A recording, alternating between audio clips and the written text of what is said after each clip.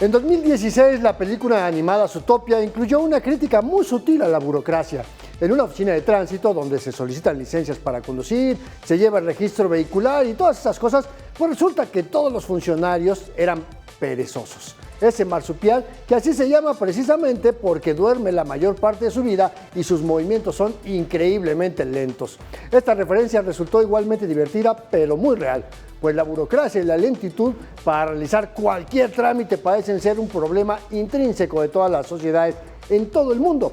En México llevamos años con discursos públicos que prometen reducir la tramitología, que cada día será más rápido y eficiente abrir un negocio o tramitar un acta de nacimiento. Prometen que no habrá más corrupción, que los trámites serán prácticamente gratuitos para evitar que alguien pida una mordida. Ahora, el desarrollo tecnológico también ha digitalizado muchos trámites. Nos venden la idea desde la comodidad del hogar poder hacer un trámite desde una computadora o un teléfono y así poder tener una mejor relación con los gobiernos y evitarnos esas largas e interminables filas en las oficinas públicas, aunque es una realidad a medias. Te doy la bienvenida a una emisión más de Expedientes MN, donde vemos la realidad desde todas las perspectivas posibles. Yo soy Andrés Solís, me da mucho gusto recibirte aquí en esta pantalla. Hoy vamos a hablar del tortuoso que sigue siendo el camino para abrir un negocio en México, sobre qué tan sencillo realizar trámites a través de Internet y qué tanto los gobiernos han evolucionado en el uso de estas tecnologías, supuestamente para hacernos la vida más sencilla. Así que no te vayas, comenzamos con el reportaje de la semana.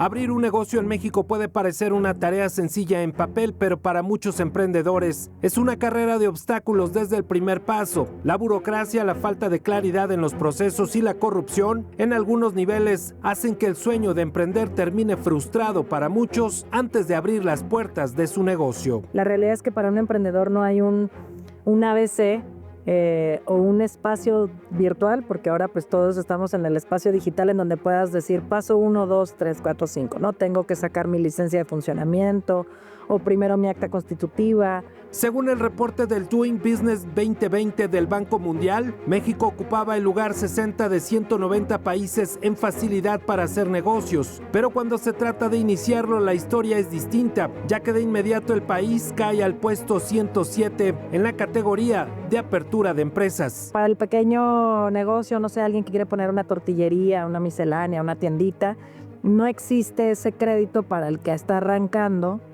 porque pues no tienes un historial crediticio, no tienes todavía una razón social. Si usted tiene planeado abrir un negocio formal en México, estos son los requisitos: constituir legalmente la empresa ante notario, registro ante el Servicio de Administración Tributaria, registro en el Instituto Mexicano del Seguro Social si se contratarán empleados, licencia de funcionamiento municipal si es el caso, uso de suelo, aviso de apertura ante la Secretaría de Economía, permiso de protección civil y salubridad si aplica, permiso de publicidad exterior si se colocarán anuncios. En promedio, se deben de cumplir entre 6 y 8 trámites dependiendo del giro del negocio, cada uno con los requisitos, formatos específicos y en muchos casos, traslados físicos. Desgraciadamente hay veces que, como dices, ¿no? Tanto tiempo, tantas vueltas, tanto ir y venir, llega a desmotivar a las personas, pero creo que, es algo que por lo que tenemos que pasar todas las personas que hemos creado algún negocio. Pero además el fantasma de la corrupción indudablemente se le hará presente sí o sí, a pesar de que le venden la idea de que los trámites son gratuitos. Mega Noticias, Alejandro Roltán. Y claro, no es lo mismo abrir una papelería que un bar, porque para eso se necesita licencia para vender bebidas alcohólicas y otro tipo de productos que pues, no se venden en una papelería. Pero justamente eso es lo que abre la puerta para que haya casos de corrupción.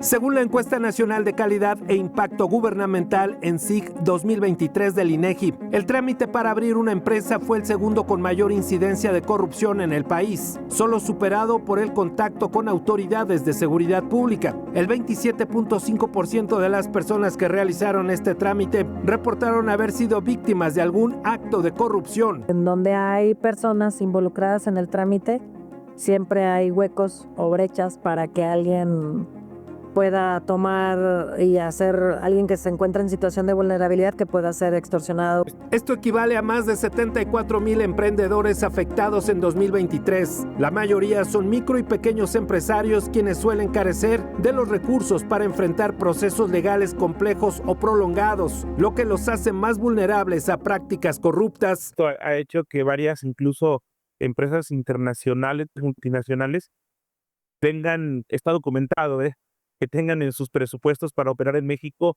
algún tipo de presupuesto para pago de mordidas. Un estudio conjunto de Coparmex y Mexicanos contra la Corrupción y la Impunidad reveló que el 48% de las empresas en México experimentaron actos de corrupción en 2023, el porcentaje más alto desde 2018. Las principales razones fueron agilizar trámites un 59%, obtener licencias o permisos 39% y evitar multas o clausuras 31%. Hay afectaciones, definitivamente hay veces que el proceso no fluye como debería de fluir y por ende se tienen que recurrir a estas medidas o tomar estos atajos, lo cual definitivamente no es lo recomendable. El gobierno mexicano ha lanzado una estrategia digital para combatir la burocracia y la corrupción en los trámites gubernamentales, con el objetivo de digitalizar el 80% de los trámites y reducir los tiempos de espera en un 50%. Sin embargo, la implementación de estas medidas enfrenta desafíos significativos, incluyendo la resistencia de ciertos sectores y la necesidad de garantizar la seguridad de los datos personales. Mega Noticias, Alejandro Rolten. Bueno, y las grandes universidades, sobre todo las universidades privadas, tienen este modelo de enseñanza de las llamadas incubadoras de negocios que les enseñan a las jóvenes a ver pues, cómo impulsar, cómo volverse emprendedores, pero pues, no necesariamente les enseñan la larga e interminable lista de trámites que tienen que hacer para abrir un changarro.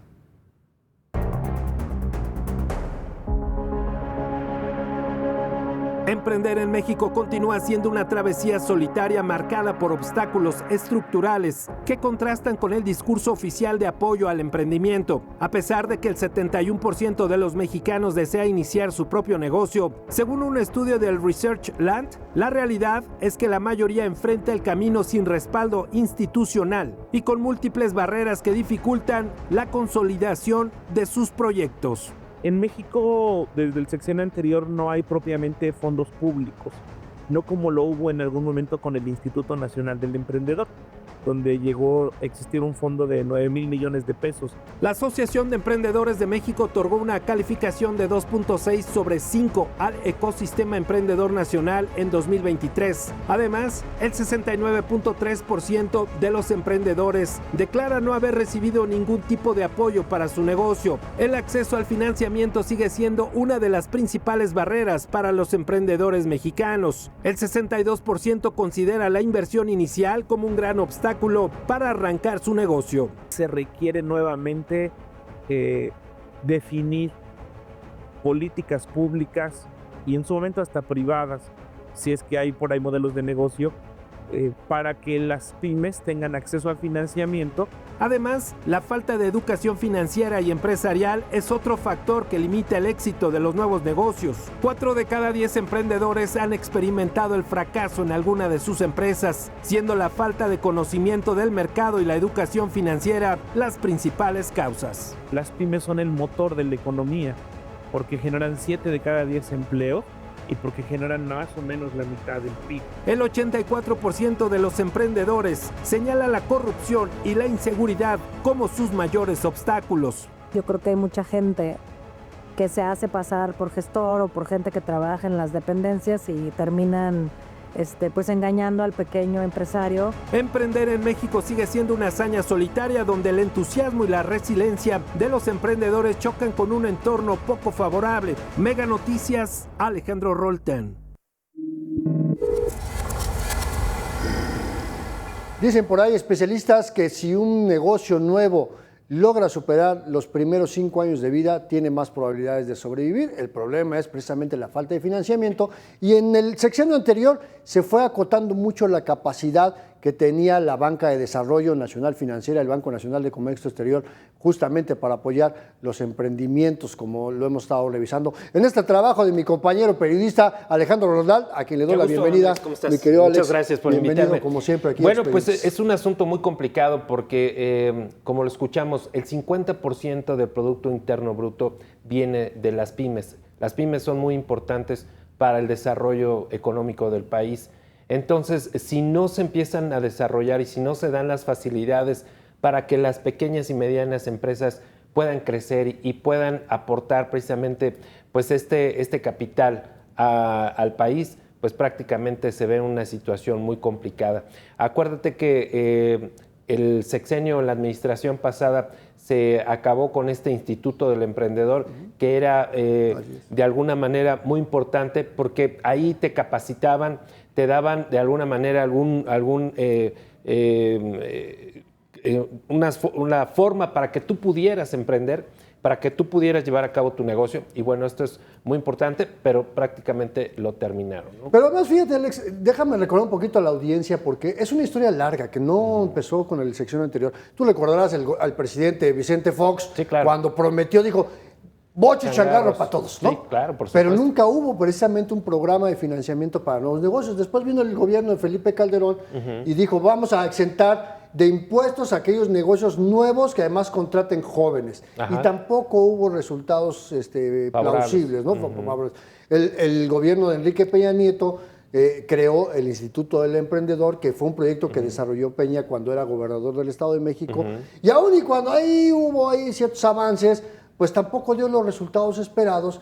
Y el argumento del anterior presidente era que era un asunto de Sí, corrupción. de corrupción. ¿No? ¿Qué es lo que, en esta investigación que tú hiciste, qué es lo que crees que ha estado fallando justamente para apoyar la creación de nuevos negocios? Pues mira, uno de los aspectos, como lo mencionas, quizás sí no se le dio tanta fuerza en el sexenio anterior en el de Peña Nieto, pero de alguna manera, por lo que yo he estado investigando, es que sí tenían esa oportunidad de que por lo menos había financiamiento, había capacitación, que eso es lo que necesita el emprendedor. Necesita tener el conocimiento y la ayuda para poder llevar a cabo su negocio. Entonces sí, eso sí existía y de alguna manera no era lo óptimo, pero estaba funcionando. La administración pasada pues prácticamente terminó con esto, pero lo más importante que la gente entienda que tener un negocio es muy importante para la economía del país, es muy importante que esas personas que luchan por abrir su negocio pues prácticamente están ayudando a que este país pueda generar empleos, que eso es uno de los puntos más importantes que se tiene que visualizar. Y pues obviamente entre más empresas, entre más pequeñas empresas veamos, pues ayudan, ¿no?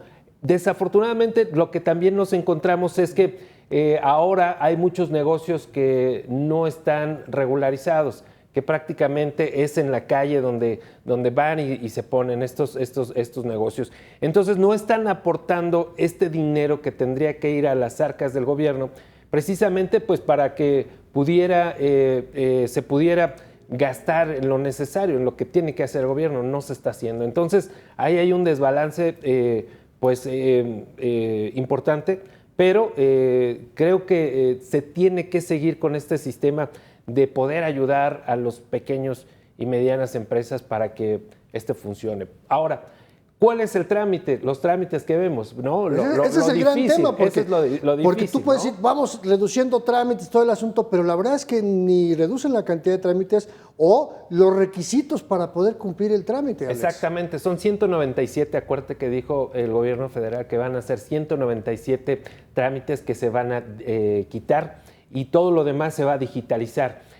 Ahora, para poderlos digitalizar y que la gente tenga acceso a todo eso, la mayoría de la gente tendría que tener una capacitación para poder llenar todos estos requisitos a través de una PC, de una computadora, para que pudieran hacer estos trámites, ¿no? Y de alguna manera está bien porque reduce mucho el tema de la corrupción, que es lo que nos encontramos en esta investigación. Al final, la mayoría de las personas en algún punto se encuentran con este tema de la corrupción, ¿no? Y ahí es donde empieza lo complicado, ¿no? Que les cuesta trabajo para poder abrir o emprender. Y agregado un tema más, el gobierno del presidente López Obrador desapareció un programa que tenía la Secretaría de Economía que se llamaba Compras de Gobierno. Hacían ferias con los pequeños emprendedores, con los pequeños negocios, Sí, claro. para que fueran proveedores de las diferentes dependencias de gobierno.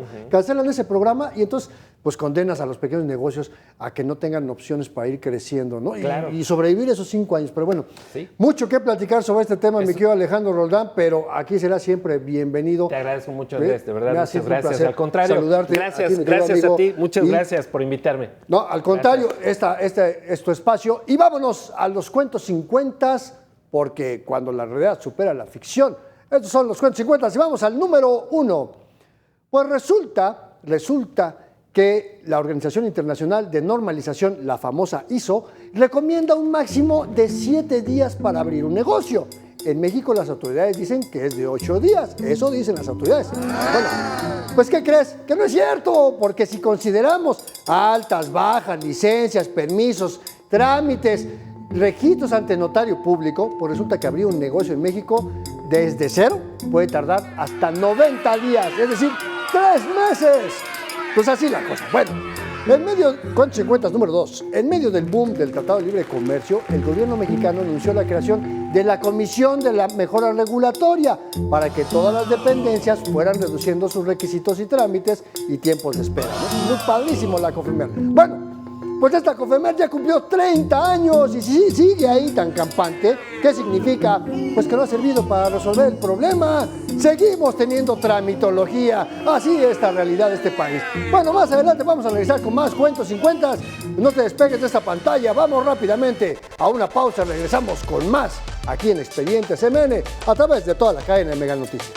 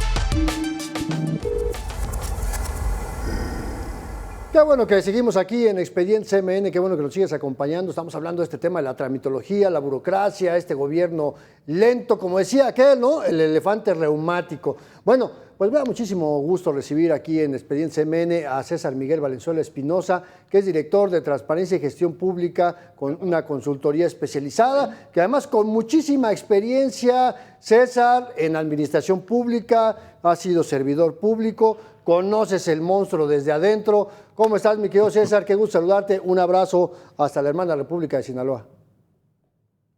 Un saludo para ti, Andrés. Buenas tardes a todos. Oye, pues rápidamente, ¿cómo ves este México de tramitología y de burocracia? ¿Seguimos más o menos igual? ¿Hemos empeorado? ¿Avanzamos en algo? ¿Qué ves?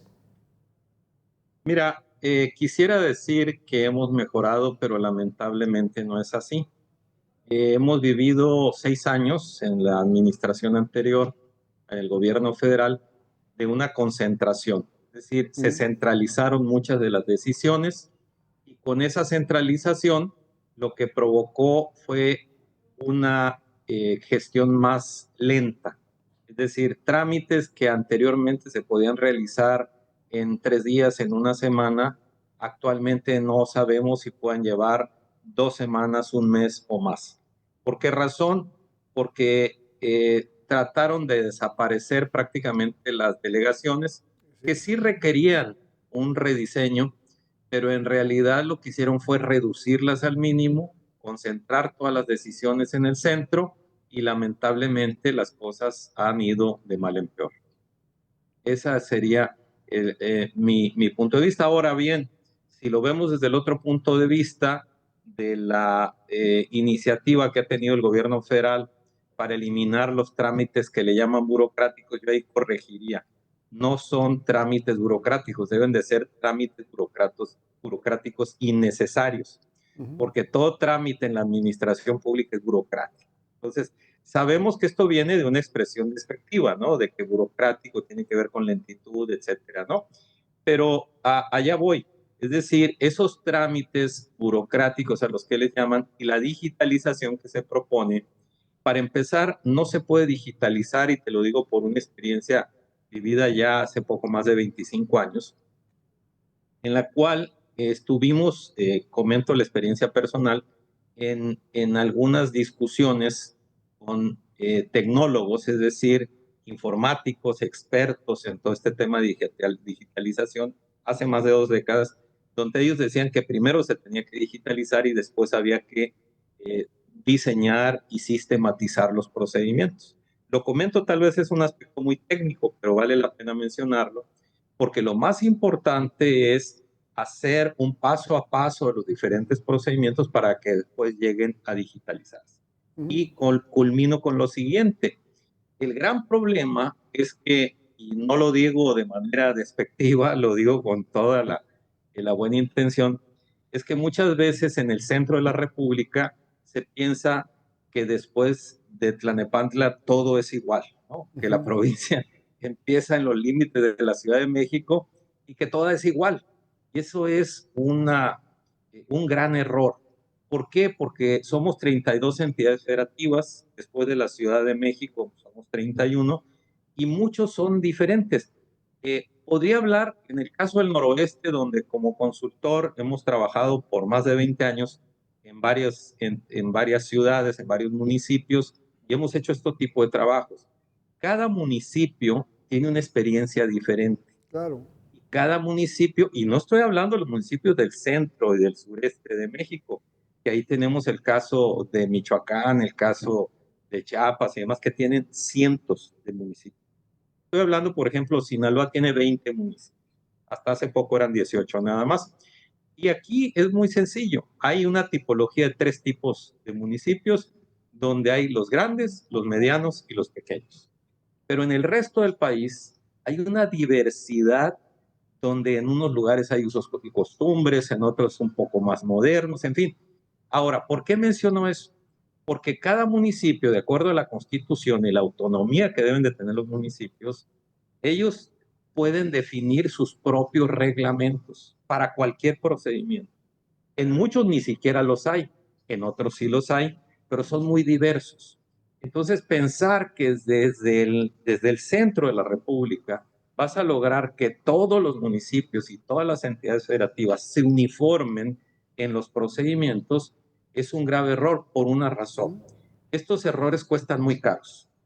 ¿Por qué cuestan muy caros? Porque al hacer un procedimiento, voy a poner un ejemplo, alguien que quiere instalar una gasolinería, ¿sí? O alguien que quiere hacer un desarrollo inmobiliario, y lo hace el planteamiento y el municipio, es decir, a través del ayuntamiento, le da su carta de uso de suelo en donde la haya, porque en muchos ni siquiera existe la regulación del uso de suelo. Entonces, ese mecanismo vamos a suponer que camina. El inversionista ya hizo todos los trabajos, los gastos, etcétera, y en el momento menos pensado, pues va a ver quién se puede oponer, tal vez. ¿Por qué? Porque está muy cerca de algún lugar que consideran peligroso, etcétera. Cuando así sucede y si se detiene la obra, si llegara a suceder eso, entonces quien tiene que indemnizar al inversionista es el ayuntamiento. No estoy hablando de un caso, en este caso... No, fíjate, César, que el caso del tren, el tren México-Toluca, tuvo que enfrentar la suspensión de varias partes de su obra y en diferentes municipios del Estado de México y en alcaldías de Ciudad de México, gobernadas por el partido en el poder y gobernadas por la oposición. Y entonces, bajo este criterio que tú bien mencionas, pues cada quien tiene sus propias normativas como municipios. Estamos hablando de más de 2.400 municipios en este país. Es prácticamente imposible homologar la tramitología y que todas, como bien dices primero, son 32 entidades con autonomía, con sus propios trámites, y de cada entidad tiene sus municipios y no pueden ser los mismos que la federación, César. Incluso, nada más para ilustrar, este caso que acabo de comentar ocurrió en Mazatlán hace unos años. Y Mazatlán es un municipio grande, con cierto desarrollo. Pues eso ocurrió y le ha costado al ayuntamiento de Mazatlán una fortuna. Cientos de millones de pesos ha tenido que indemnizar y no le alcanzan los recursos y ha tenido que entregar propiedades bastante considerables para pueblo. Ahora bien, vamos pensando en un municipio más pequeño. Eso prácticamente sería destrozar las finanzas y el patrimonio. En el caso, por ejemplo, yo mencionando un poco más abierto el noroeste, que es lo que conozco en este terreno, hemos trabajado en Baja California Sur. Ahí es muy fácil, porque son solo 4 municipios, sí, claro, muy grandes, bien poca población. Hemos hecho trabajos que han facilitado mucho las cosas. Nuestro trabajo, uno de los puntos o de los temas en los que nos especializamos es precisamente diseñar sistemas de gestión de calidad para que a partir de eso, posteriormente, se hagan certificaciones ISO 9001. Nosotros no hacemos la certificación, pero dejamos todo listo para que venga una casa certificada. Así es. ¿Qué es lo que hemos vivido? Lo que hemos vivido es que hay diferencias que necesitamos adecuar, necesitamos establecer, simplificar, digamos, ¿no? Es decir, lo que vamos haciendo es revisar ese tipo de cosas. ¿Qué está pasando actualmente? El gobierno federal quiere establecerlo que a través de un decreto se da un plazo, ¿sí?, por el cual todos los ayuntamientos y todos los gobiernos estatales deberán de adecuarse a esa norma federal y por arte de magia estarán eliminados los trámites. Eso no funciona de esa manera. No, claro. ¿Qué es lo más conveniente en estos casos?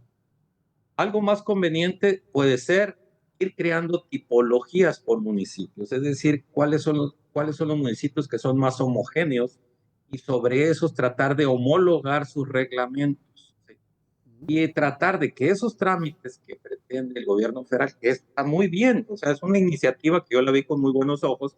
El problema es que es uno de los vicios del diseño e implementación de políticas públicas que son fallidos, los top-down, es decir, que se van de arriba hacia abajo, claro, y no necesariamente funcionan. Pero este tema de la simplificación administrativa la venimos oyendo, por lo menos, que yo recuerde, desde el sexenio del presidente Miguel de la Madrid en los 80, y seguimos trabajando en simplificación administrativa. Yo decía hace un momento que era una gran contradicción que todavía exista la COFEMER, que se creó precisamente pues, para la mejora regulatoria.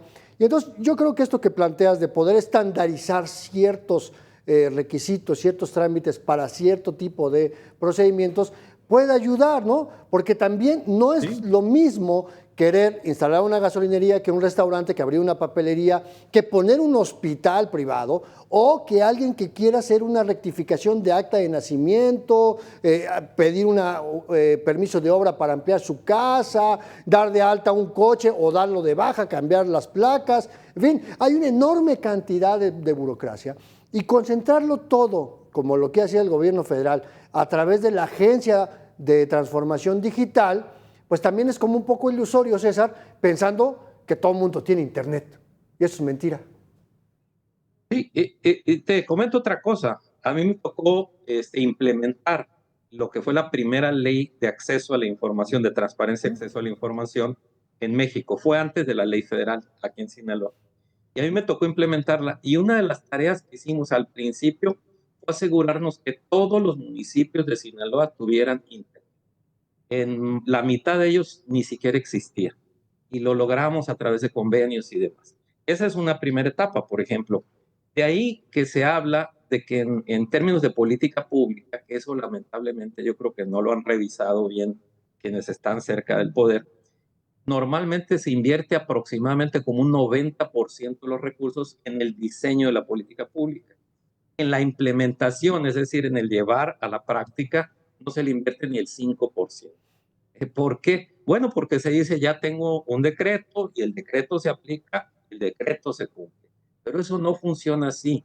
Y hay casos, inclusive en los años 70 en los Estados Unidos, una política más que, digamos, amplia, con muchos recursos, y fue un completo fracaso.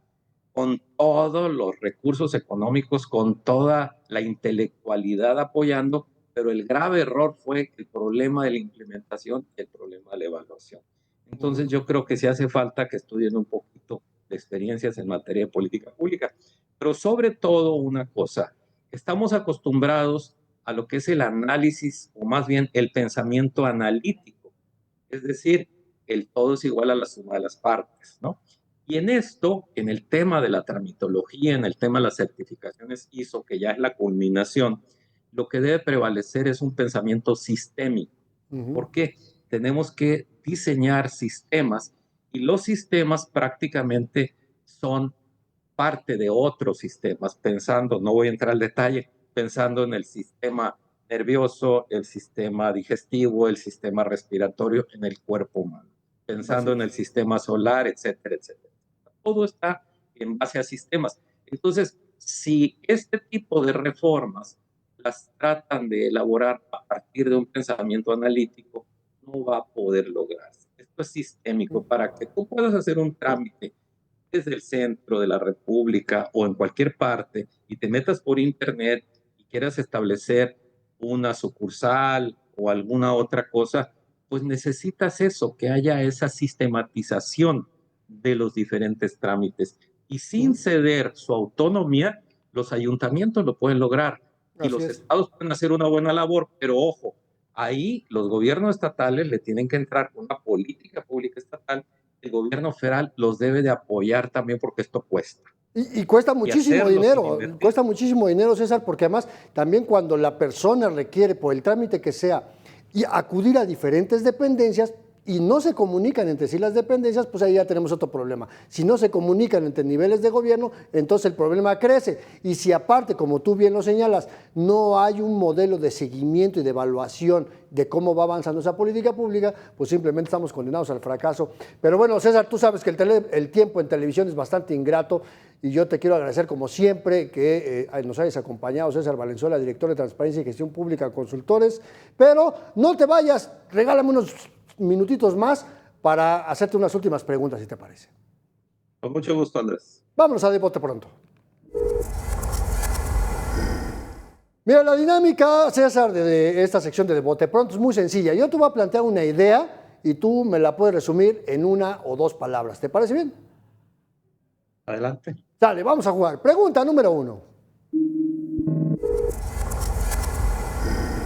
¿Cómo llamas a esa realidad donde abrir un nuevo negocio tarda más de lo prometido? Pues es un sueño casi imposible. Muy bien. Pregunta número 2. Tendencia de gobierno de poner cada vez más trabas a los trámites. Concentración de las decisiones. Muy bien. Vamos a la número 3. Algo que no platicamos hace rato, pero ¿cómo llamarías eso de tener personal no especializado en áreas estratégicas para la realización de trámites? Pues únicamente eso habla de tener más que colaboradores, tener, digamos, seguidores es decir, no pensar en la ciudadanía, sino pensar en un proyecto partidista o político. Sí, luego los llaman no se servidores. alejen nada. ¿Sí? Los llaman servidores de la nación en algún lugar del país. Bueno, vámonos a la pregunta número 4. Fenómeno de digitalizar trámites y servicios pensando que todas las personas tienen acceso a Internet. Sistematización de las gestiones que puede realizarse, pero hay que trabajar mucho en ello. Muy bien, muchas gracias, mi queridísimo César Valenzuela. Como siempre es un placer platicar contigo. Gracias por regalarnos estos minutos a las audiencias de Expedientes MN y de Mega Noticias. Yo espero verte en una próxima ocasión. Te mando un gran abrazo. Hasta luego. Y yo a ti te pido que te quedes. Todavía tenemos mucho más aquí en Expedientes MN a través de toda la cadena Mega Noticias.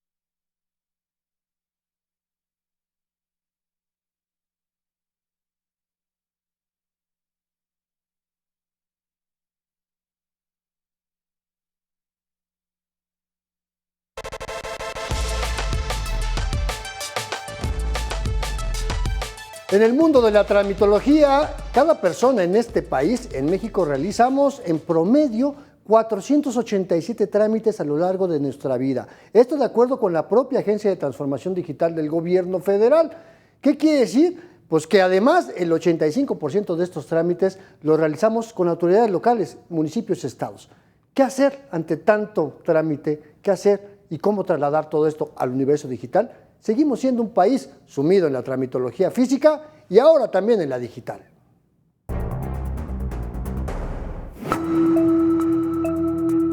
A pesar de que llevamos prácticamente 3 décadas de evolución digital, la pandemia por COVID-19 mostró la urgencia de los gobiernos para tener más presencia en el mundo digital y atender las demandas y necesidades de la población. De acuerdo con la Agencia de Transformación Digital y Telecomunicaciones, a lo largo de su vida una persona realiza hasta 486 trámites, 85% son estatales y municipales. En la mayoría de los casos, hablamos de tiempo y dinero perdido en este mundo de tramitología. De acuerdo con el INEGI, 47.9% de la población adulta tuvo al menos una interacción con alguna dependencia de gobierno durante 2023. El bajo interés para acceder a trámites, información y gestión gubernamental en plataformas digitales se debe en parte a que los gobiernos están rezagados en tecnología y a que no han evolucionado en la mejora regulatoria y la simplificación administrativa. Que algunos estados tienen un gran avance, otros no, y de igual manera hay municipios con avances y otros que se han ido rezagados. En ese sentido, pues lo que buscamos desde la agencia a través de la ley es que todos puedan tener las mismas capacidades técnicas y normativas. No hay un diagnóstico nacional que permita medir el avance de los gobiernos estatales y municipales en materia de gestión digital, en parte por la enorme cantidad de trámites, la diferencia normativa en cuanto a leyes federales, estatales y municipales y las diferencias propias entre los municipios y los gobiernos de los estados. La ciudadanía demanda servicios públicos más ágiles, accesibles, transparentes, similar a los que recibe ya del sector privado, y eso pues crea una demanda. Que existan distintos niveles de gobierno pues dificulta un poco la coordinación entre distintos órganos gubernamentales, ¿no? Y la transformación digital pues no está ajena a este problema. Otra carencia es presupuestal y de recursos. Justo es un tema pues presupuestal y también pues tener el equipo necesario a través de una fábrica de software para poder crear desarrollos propios. Mega Noticias, Andrés Solís. Y si nos comparamos con otros países, México ha avanzado sí de manera importante en esta digitalización de sus servicios. Estamos incluso mejor que algunas naciones europeas, pero si lo vemos hacia abajo, los estados y municipios pues van avanzando a una velocidad mucho más lenta.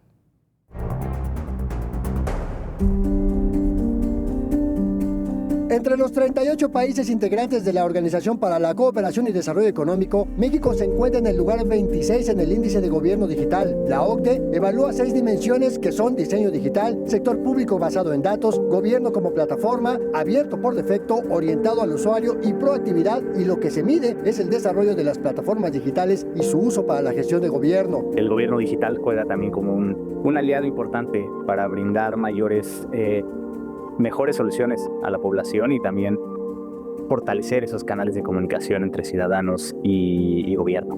Por su parte, el Departamento de Asuntos Económicos y Sociales de la Organización de las Naciones Unidas cuenta con el Índice de Desarrollo del Gobierno Electrónico, que mide el alcance y la calidad de los servicios en línea, el estado de desarrollo de infraestructura tecnológica y el capital humano. Con base en este índice, México tiene un índice alto de gobierno digital en la posición 61 de países miembros de la ONU. Sin embargo, estos índices internacionales miden a los gobiernos de cada país, no a los gobiernos locales. En este sentido, los gobiernos de los estados enfrentan diferentes niveles de desarrollo y entre los ayuntamientos la brecha digital es más grande. Hay municipios que han desarrollado ventanillas digitales, hay municipios que pues aún no pueden o no han tenido las posibilidades para generar un desarrollo o poder adquirir un desarrollo, y en este sentido pues los trámites siguen siendo presenciales, la información sigue capturada o se sigue ingresando a través de archivos físicos. Sin embargo, el último registro de avance en plataformas digitales para la gestión de gobierno es de 2014, que reconocía que apenas 62 municipios permitían el pago en línea del impuesto predial, 22 el pago de agua potable y solo 15 el pago de licencias de funcionamiento de negocio, y apenas 10 recibían pagos de infracciones por internet, de acuerdo con el Censo Nacional de Gobiernos Municipales y Demarcaciones Territoriales de la Ciudad de México 2015 del INEGI. Este censo no se ha realizado en años recientes. De acuerdo con la Agencia de Transformación Digital y Telecomunicaciones del Gobierno Federal, sí hay un avance en la simplificación, homologación y digitalización de trámites estatales relacionados con el registro civil, catastro y registro público de la propiedad. Mega Noticias, Andrés Solís. Y el gobierno digital también busca ser una herramienta para reducir la corrupción, que haya menos trámites, pero el problema está justamente en un acceso desigual a Internet, sobre todo en los estados más pobres del país.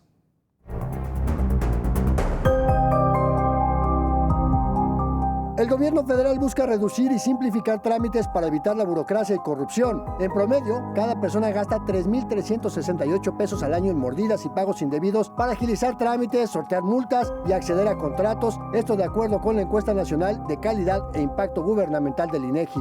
La meta para 2030 es que haya un máximo de 270 trámites en cada entidad y 100 por municipio, además de homologar la llamada llave MX, una clave única para realizar cualquier tipo de operación administrativa en línea, desde solicitar un acta de nacimiento hasta dar de alta una empresa. Esto pondría frenos a la corrupción. Nos sirve como un mecanismo para, quizás no para atacar la corrupción de forma directa, pero sí como un recurso útil para aquellos actores encargados de combatir la corrupción. El primer reto es tener recursos tecnológicos y desarrollo de programas informáticos. No solo generar una ventanilla digital, sino que cuando tú digitalices un trámite, además elimines carga regulatoria, es decir, requisitos, disminuyas el tiempo de resolución para que este beneficio sea integral. Según la encuesta nacional sobre disponibilidad y uso de tecnologías de la información, en México hay 97 millones de personas que usan Internet, solo 33% interactúa con el gobierno. El INEGI reconoce que la brecha digital se amplía en las entidades más pobres del país, donde la conectividad es menor, lo que restringe el acceso de las personas a los servicios digitales, y para reducir la brecha faltan recursos financieros, humanos, tecnológicos, y una apuesta desde la Federación es al menos permitir que los gobiernos locales accedan a herramientas y soluciones. La intención es generar un repositorio nacional de código al cual puedan tener acceso todas las entidades federativas y los municipios, y que se puedan, entregar esos sistemas, esas herramientas o soluciones tecnológicas. Gobiernos estatales y municipios deberán garantizar acceso a computadoras para que las personas realicen trámites con acompañamiento y asesoría de personal especializado, procesos que por ahora deberán de coexistir con los trámites presenciales. Mega Noticias, Andrés Solís.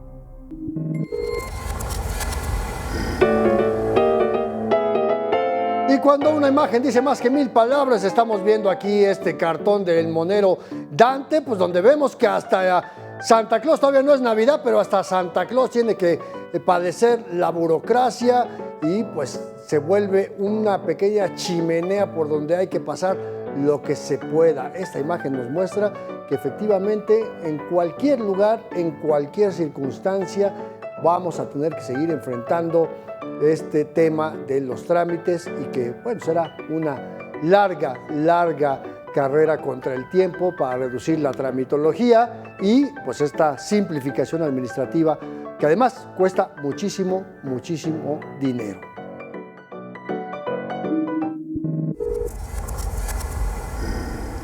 Y vámonos más con cuentos 50 cuando la realidad supera la ficción, pero sobre todo el choro político. Estos son los cuentos 50 y vamos al número 3. Ya te decía yo que en México existe todavía la Comisión para la Mejora Regulatoria, pues esta comisión. La chamba era supuestamente reducir la tramitología en México. Eso dicen. Bueno, pues ¿qué crees? Que pues según el propio gobierno, cada persona realizamos en promedio 486 trámites a lo largo de nuestra vida y solo para que te des una idea, el gobierno federal tiene hasta 7,000 trámites, los gobiernos estatales en promedio 523 y los municipios hasta 144. No hacemos todos, pero los que hacemos siguen siendo un chorro, estamos ahogados en trámites. Bueno, vamos a los cuentos 50, número 4. México se encuentra a la vanguardia en la digitalización de sus trámites y servicios a través de Internet. Estamos en el lugar 26 de 38 en los países miembros de la OCDE. Bueno, pues sí, vamos a aplaudir, sí, qué bonito. Pero eso, ¿qué crees? Pues con todo y eso, hay millones de personas en este país que no pueden realizar trámites digitales simplemente porque no tienen Internet. Un ejemplo muy dramático es Oaxaca, con 570 municipios. 350 de estos municipios no hay Internet. Y entonces, ¿cómo le van a hacer esas miles de personas en Oaxaca para hacer un pago, para tramitar un acta de nacimiento? No hay manera, porque además hay municipios que ni siquiera tienen página de Internet. Así el tamaño de este asunto. Bueno, muchas gracias a Ricardo Martínez, analista de datos de Mega Noticias, por compartirnos siempre esta información. Y hasta aquí llegamos con Expedientes MN esta semana, pero como siempre, no nos vamos sin antes una breve reflexión. En México, realizar trámites sigue siendo una tortura. Acudir a cualquier dependencia pública, municipal, estatal o federal, a solicitar un documento, realizar un pago, todavía significa perder una buena parte de nuestro tiempo, horas y horas en filas. Basta ir un día a la sede nacional del Registro Civil, aquí en el centro de la Ciudad de México, solo para ver cuánto se puede tardar una persona haciendo fila para pedir un acta de nacimiento. Ya ni qué decir de las muchas vueltas que hay que dar para, por ejemplo, registrarnos ante el Seguro Social, para pedir una copia de un título de propiedad, o peor aún, querer poner un negocio, como hemos visto a lo largo del programa. Aunque hemos avanzado de manera importante en la digitalización de trámites, la evolución no ha sido igual para todos los gobiernos. Algunos gobiernos municipales ahí la van llevando, pero a nivel municipal el rezago es realmente abismal y en algunos casos de hasta 20 años, porque aunque no lo creas, que te decía yo hace rato, hay municipios que ni siquiera tienen página de internet. Esta alegoría de los perezosos como responsables de trámites vehiculares en Zootopia es un gran claro ejemplo de que no siempre se pueden empatar los procesos y con la vida de su personal, que por cierto, ojalá y este personal que trabaja en las oficinas haciendo trámites, pues les vaya igual. Bueno, hasta aquí Expediente CMN, gracias por el favor de tu compañía, soy Andrés Solís, gracias a Héctor Jiménez por el favor de la producción y yo te espero próximamente en Expedientes. Sigue en Mega Noticias.